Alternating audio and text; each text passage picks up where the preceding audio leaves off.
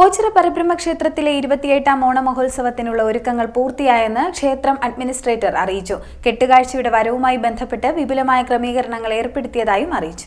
28ാം ഓണമഹോത്സവത്തിന്റെ ഭാഗമായി ഓച്ചിറ പരബ്രഹ്മ ക്ഷേത്രത്തിലെ കെട്ടുകാഴ്ച ഉത്സവത്തിനുള്ള ഒരുക്കങ്ങൾ പൂർത്തിയായതായി ക്ഷേത്ര അഡ്മിനിസ്ട്രേറ്റർ അറിയിച്ചു. ക്രമീകരണം അനുസരിച്ചിട്ട് കഴിഞ്ഞ കൊല്ലത്തെ പോലെ തന്നെ കെട്ടുകാളകൾ വരുന്നതിനും അവരുടെ സ്ഥാനങ്ങൾ നിശ്ചയിക്കുന്ന കാര്യത്തിലും എല്ലാം നടപടികൾ എടുത്തിട്ടുണ്ട്.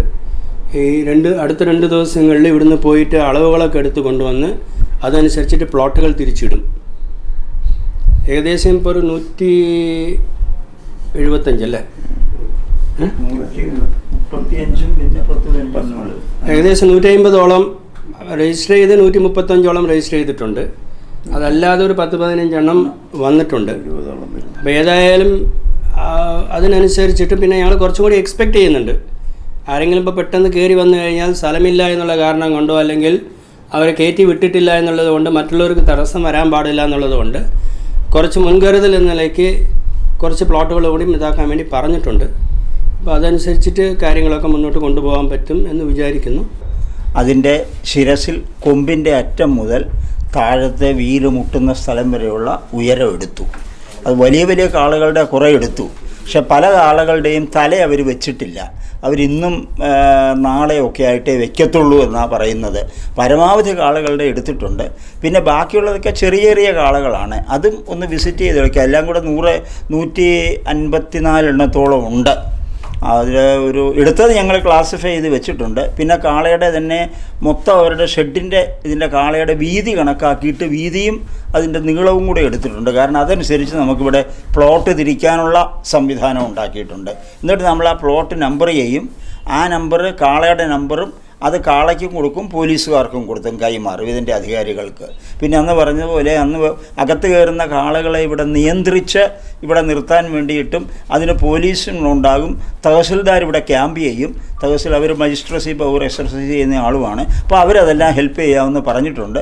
അതുകൊണ്ട് അതെല്ലാം സുഗമമായിട്ട് നടക്കും എന്നുള്ള അറേഞ്ച്മെൻറ്റുകളാണ് നമ്മൾ നിൽക്കുന്നത്.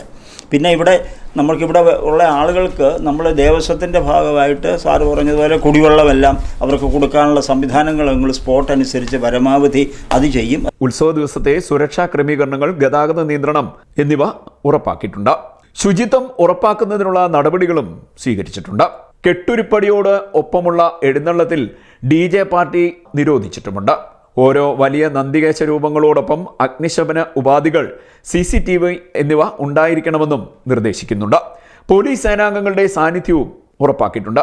നന്ദികേശ രൂപങ്ങളുടെ ഉയരം കണക്കാക്കി NOC ജില്ലാ ഫയർ ഓഫീസിൽ നിന്ന് കൈപ്പറ്റാൻ നിർദ്ദേശമുണ്ട്.